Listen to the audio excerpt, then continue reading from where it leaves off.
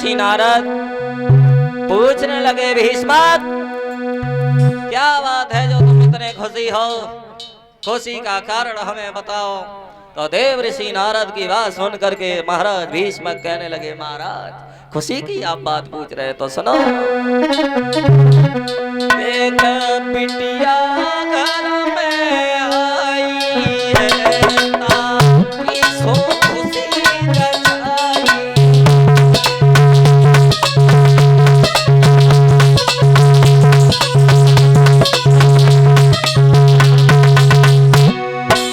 समझा करके बोले, एक बिटिया घर में है, ताकि सो खुशी रचाई है।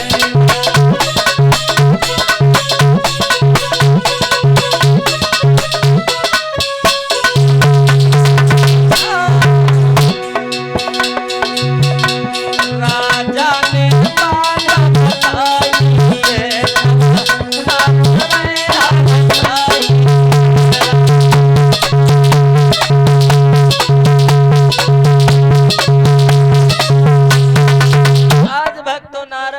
वचन सुन करके भीष्मक कहने लगे, घर में एक लली ने जन्म लिया है, बस वही कारण है खुशी का। उसी समय नारद जी बोले, तो हमें वो दिखाई दो कैसी बिटिया है। नारद जी के सामने आज भीष्मक अपनी लली को लेकर के, अपनी बेटी को लेकर के पहुंचे। और जैसे नारद जी ने आज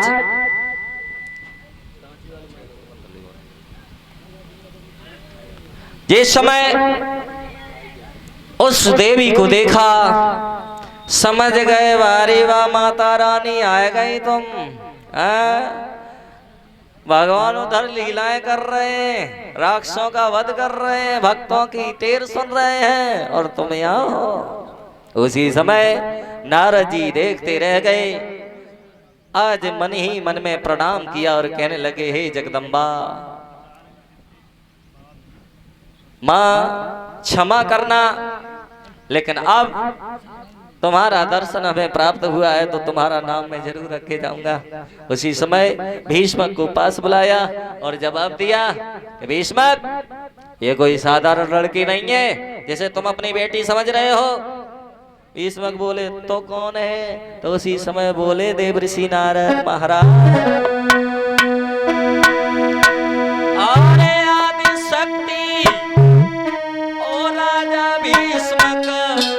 और तेरे घर में आई।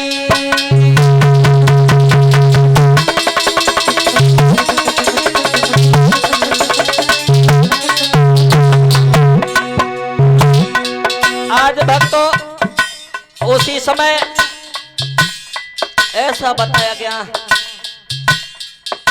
भीष्मक से देव ऋषि नारद कहने लगे, कोई साधारण लड़की नहीं है ये।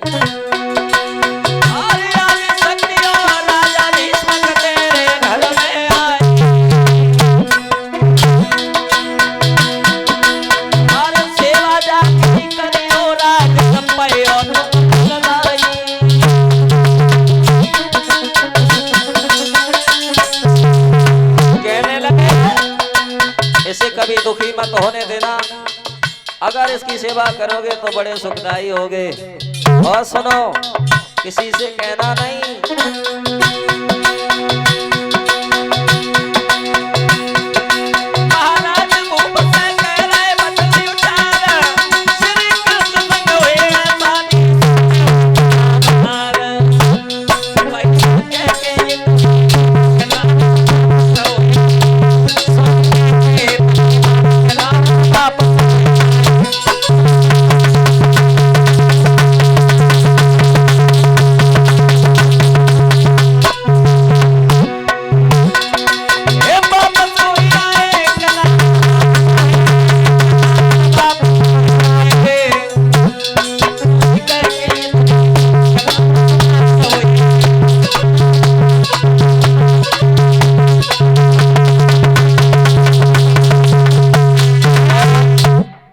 भक्तों नारद जी ने कहा कि ये कोई साधारण लड़की नहीं है, ये तो देवी है, जगदम्बा ने तुम्हारे घर में अवतार लिया है, इसलिए भीष्मक इसे तुम साक्षात वैष्णो देवी समझना।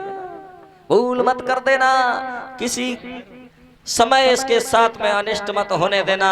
उसी समय नारद जी के वचन सुने तो बड़े खुशी भये भीष्म को, बड़े खुशी भये। अरे खुश बकटी जाए गई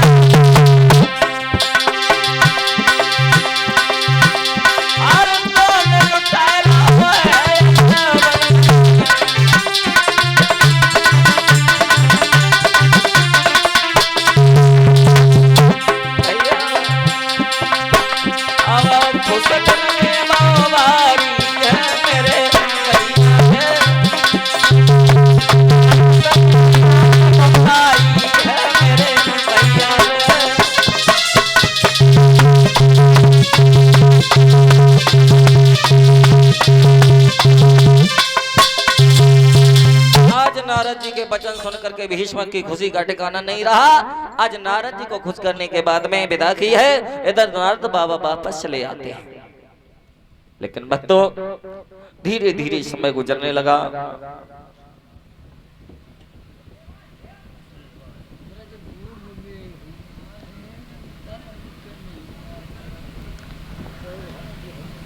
देश में रुक्मिणी धीरे धीरे थोड़ी सयानी हुई, और जब सयानी हुई तो एक दिन की बात है, लड़कियों के साथ में खेलने के लिए चली। लल्ला छोटू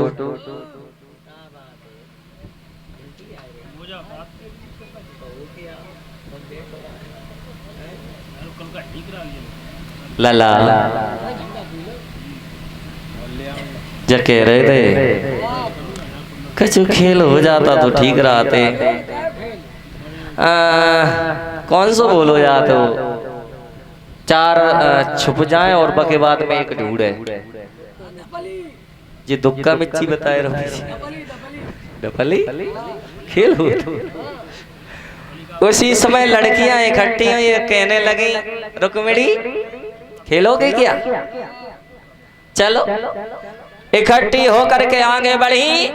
इधर भक्तों लड़कियां में इतनी चालाक थी कि रुक्मिणी को घेर घेर के बार बार परेशान कर रही हैं। अब रुक्मिणी बहुत देर हो गई, कहीं छुप जाती है तो इतनी सुंदर थी रुक्मिणी कि दूर से दिखाई दे जाती थी कि वहां पे बैठी है। जैसे ही रुक्मिणी परेशान भई तो झुझलाए के बोलने लगी कायदारी की, तो हम ही दिखाई अकेले देते हैं, ये इतनी है जिनमें कोई नहीं नजर तो आते। उसी समय भैया ऐसा बताया, एक में कछु चंचल स्वभाव की लड़की थी, जैसी जब बैठी है ऐसी थी। कान लगी दारी की बड़ी बड़ी बातें हम ते मार रही है। अरे इतनी तू बड़े घराने की है तो तेरी उम्र जो खेल खेलवेगी धोरू है। अपने बाबुल से कह के ब्याह कराए ले, और बोली कि तेरा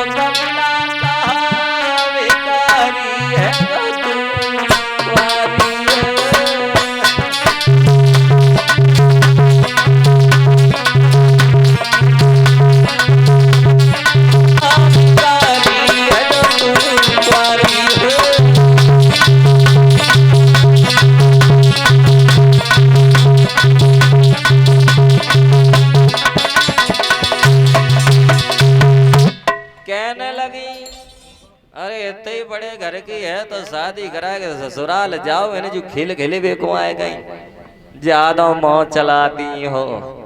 रुक्मिणी को ये बात खल गई। उसी समय वहां से मनहीन होकर के वापस चली, सोचने लगी अरे होए मन में मनहीन गली में लन खोलाई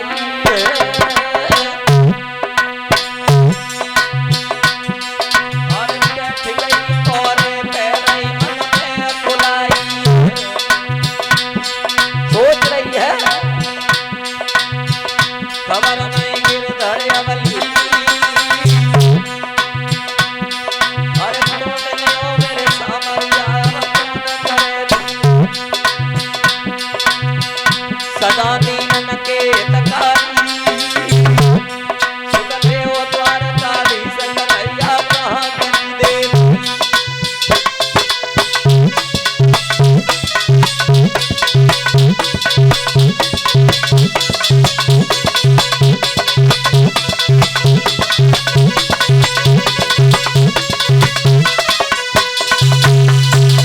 ध्यान रखना भक्तों, रुक्मिणी मन में सोच रही है भगवान पता नहीं कहाँ है, क्योंकि मैं तो उन्हीं के साथ विवाह करूंगी। तब तक हुआ क्या कि भगवान की कृपा से बाबा जी एक द्वारे पर ब्राह्मण देवता आ गए और वे ब्राह्मण देवता कुछ गुनगुनाए रहे थे। क्या कह रहे थे?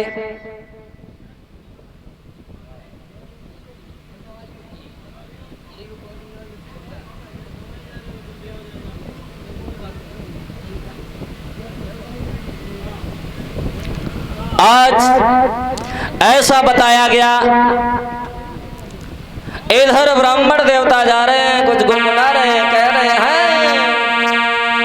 ब्रजभूमि में हुआ है अवतार कन्हैया का।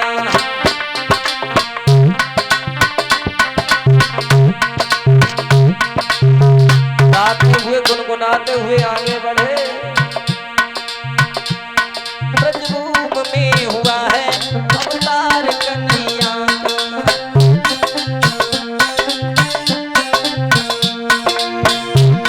सौभाग्य हो उन्हें जो दीदार कन्हैया का, सौभाग्य हो उन्हें जो दीदार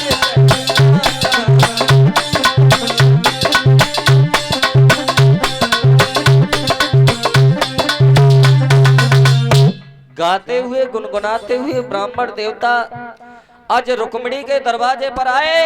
और जैसे ही रुक्मिणी ने सुना कि भगवान का अवतार हो चुका है तो उसी समय कहने लगी ब्राह्मण देवता ठहर जाओ, ठहर जाओ। आज भिक्षा दी और पूछने लगी कहाँ अवतार हुआ है, किस जगह हुआ है? जवाब दिया मथुरा में भगवान प्रकट हुए, गोकुल में पले, वृंदावन में लीलाएं की, गोवर्धन पहाड़ की पूजा की और मथुरा में जाकर के कंस को मार डाला और भगवान श्याम सुंदर अब द्वारकापुरी में निवास कर रहे हैं। जैसे ये सुना रुक्मिणी कहने लगी अरे इतने दिन हो गए और हमें पता है ना कि कन्हैया कहाँ है। उसी समय मन में सोचने लगी वाहे प्रभु, वाहे परमात्मा की सोचने लगी रुक्मिणी मन में और जीवन दिन व्यर्थ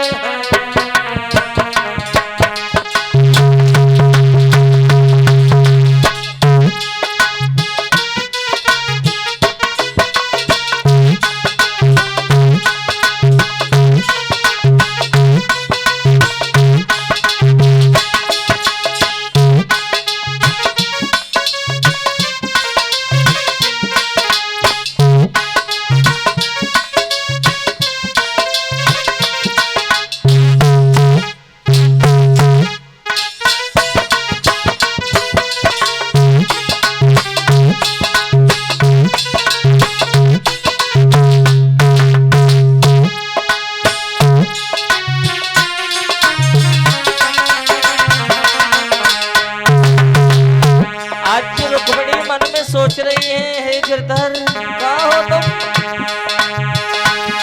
सोचने लगी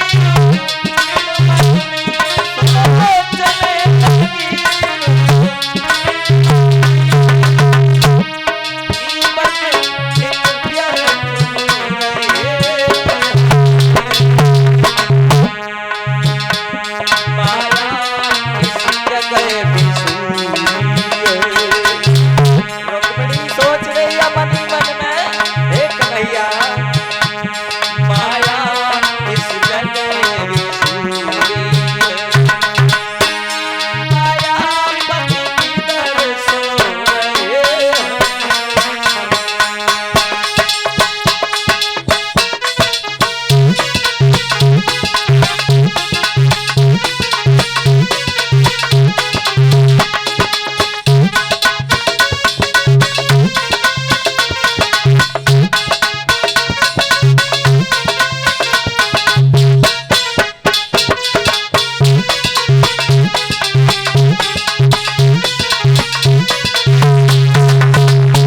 ध्यान रखना। आज रुक्मिणी सोचने लगी कि हे गिरधारी, तुम कहाँ देर कर रहे हो, क्योंकि जिस परिवार में मैं रहती हूँ वो परिवार मेरे रहने के लायक नहीं है, क्योंकि मेरा भाई जो रुक्मी है वो तुमको पसंद नहीं करता है। इसलिए है कन्हैया,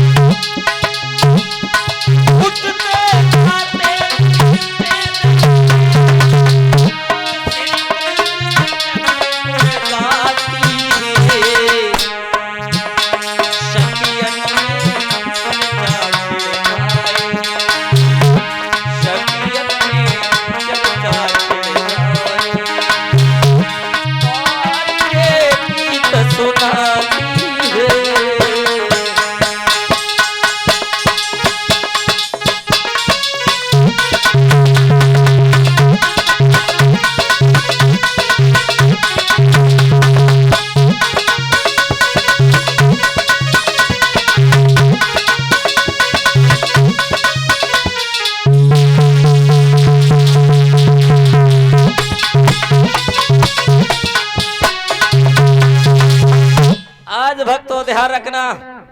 रुक्मिणी मन में सोचने लगी कि हे कन्हैया, तुम कहा, तुम्हारे बगैर हमारा जीवन सूना है, मेरी टेर सुनो।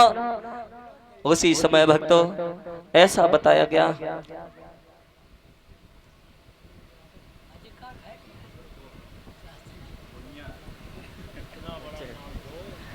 और ये विवेक यादव तिरुपति ग्रुप ये कह रहे हैं कि 100 रुपए दे रहे हैं। अच्छा, हमारे लिए दे रहे क्या? हाँ, चलो कोई बात नहीं है। बेईमान ये कह रहा हूँ कि छोटू आधे हमारे आधे तुम आए हैं, और कह रहे हैं कि थोड़ी आला में छाप लगा दो। कोई बात नहीं, लगा देंगे भाई। हाँ, मन की पूरी हो जाए।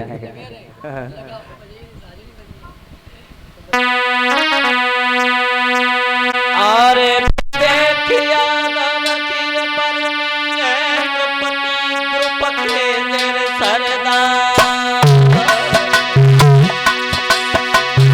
जुग जुग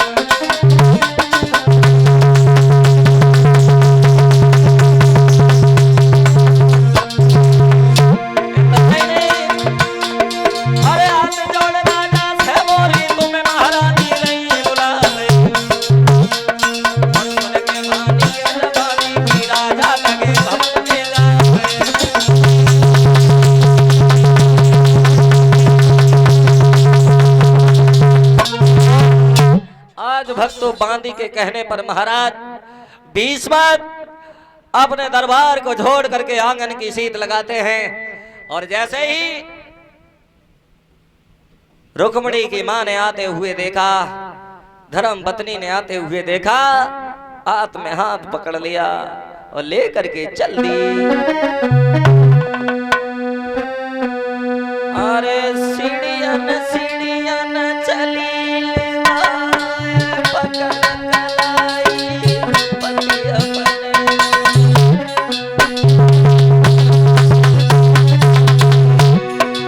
चली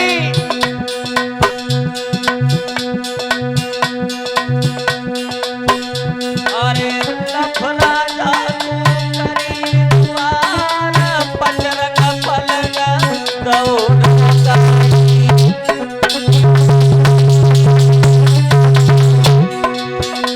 अरे बाप ने दिया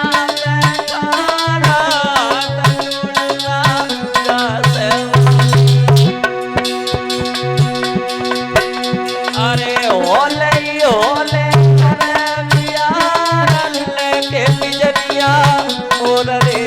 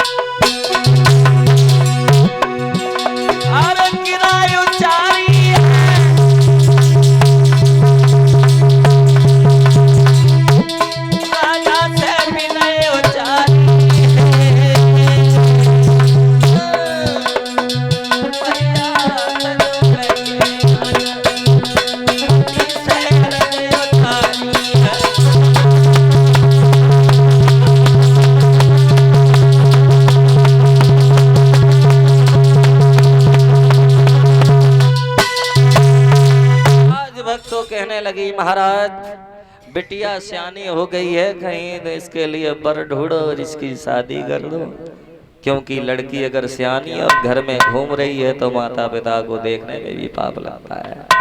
उसी समय भैया आज महाराज भीष्मक पुनः अपने राज दरबार को चले और राज दरबार में जाकर के बड़े भाव से सभी मंत्रियों को इकट्ठा किया, अपने जितने भी सहयोगी राजा थे उनको इकट्ठा किया और राजाओं को बुलाने के बाद में आज उसी बात पर विवेचना करने लगे और कहने लगे हमें ऐसा कोई लड़का बताओ, ऐसा कोई वर बताओ जो हमारी बेटी रुकने के लिए उचित हो, अच्छा हो, पैसे वाला हो, देखने में सुंदर हो, सुशील हो।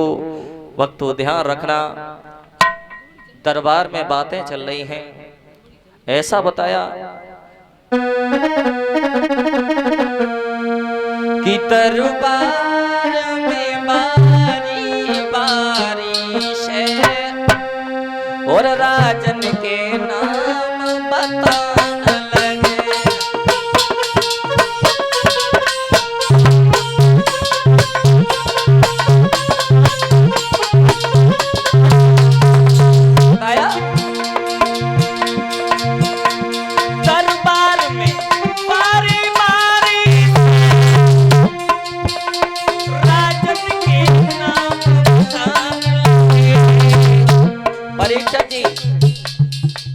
खड़ा हो जाता कहने लगता है तो दूसरा खड़ा होकर के उसी राजा की चुगली करने लगता है, बुराई करने लगा था।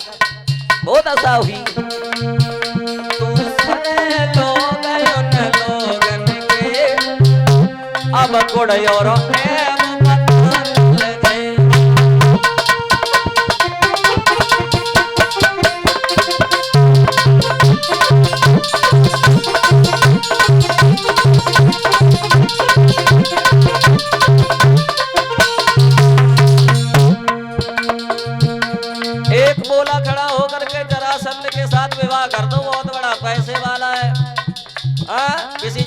कमी ना है। तो दूसरा खड़ा होकर के कहने लगा उसके साथ शादी करेंगे। उस ग्वाल ने उसे 17 बार हराया था। वो दशा हो गई।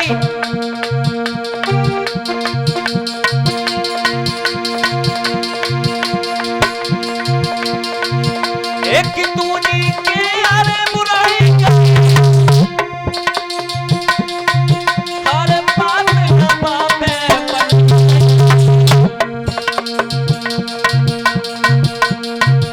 पर प्यार में नहीं हुआ नहीं, घंटों तक चर्चा छिड़ी रही।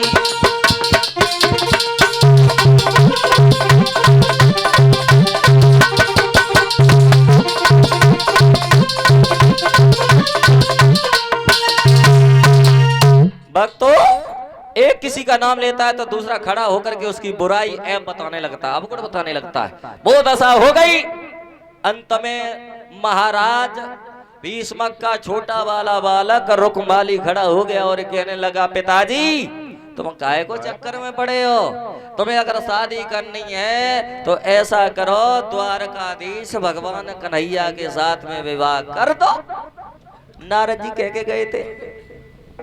जैसी जब बात रुक्मी ने सुनी बड़े वाले ने, पिताश्री हाँ इस सभा में हाँ इतनी खुशी क्यों छाई हुई है? तुम क्या चाहते हो? है? क्या चाहते हो तुम? आज क्या बात है? तुम्हें नहीं मालूम? मुझे नहीं मालूम। हम अपनी बेटी का विवाह कन्हैया के साथ में करेंगे, इसलिए सब लोग खुश हैं। पिताश्री हाँ कन्हैया के साथ, हाँ। कन्हैया के साथ शादी करेंगे? क्यों? ऐसे चांटे लगे हैं। चांटे? हाँ, भगवान कन्हैया के साथ शादी। पिताश्री हाँ। कदाप नहीं होगा। क्यों? हम आपके बुढ़ापे की इज्जत कर रहे हैं, इसका मतलब ये है तुम खोपड़ी बैठ जाओ। अच्छा, बा में कौन सी कमी है लला? बा में? हाँ। हमारी बहन हाँ। वहाँ जाएगी, क्या करेगी जाके बताओ? क्यों? पूछ रहा हूँ मैं आपसे। अरे द्वारका का राजा है। वो क्या कर लेता है? द्वारका का राजा है। द्वारका का राजा है कि गाय चराता है? गाय चरावे बन बन में, माखन दद माखन लुल्लुटे खावे, गोपियों के चीज चुरावे। अच्छा, हमारी बहन जाएगी, पता पिताश्री क्या बजेगी? ग्वालिन ग्वालिन। तुम्हारा क्या मतलब है? अरे ऐसे कहीं करो जहाँ लड़का राजा हो, महाराजा हो, पैसे वाला हो। अच्छा हाँ, उसके पास क्या बस इतनी एक खूबी है कि बंसी अच्छी बजा लेता है। क्या बंसी बजा बजा के मेरी बहनों को पालेगा? तो क्या तुम्हारी